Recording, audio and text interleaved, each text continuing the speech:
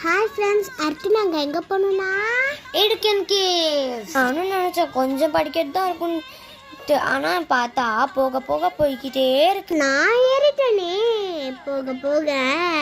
அதுவும் பாட்டே ஏறினேன், ஜாலியாக இருந்துச்சு.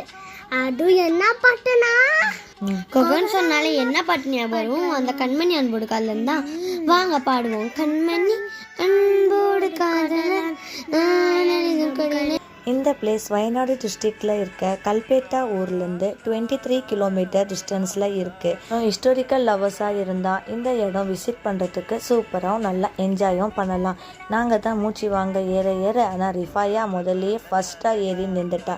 அவள் ரொம்ப நல்லா என்ஜாய் பண்ணான். இந்த எடுக்கன் கேவ்ஸ் 2 பாறைங்களுக்கு நடுவில் ஒரு கல் அமைஞ்சதுனால எடுக்கன் கேவ்ஸ்ன்னு சொல்லிட்டு பேர் வந்துச்சுன்னு சொல்லிட்டு சொன்னாங்க. ரிஃபாயா அங்கே போயிட்டு துவா செஞ்சுட்டு இருந்தான். கண்டிப்பாக சப்ஸ்கிரைப் பண்ணிடுங்க ஃப்ரெண்ட்ஸ்.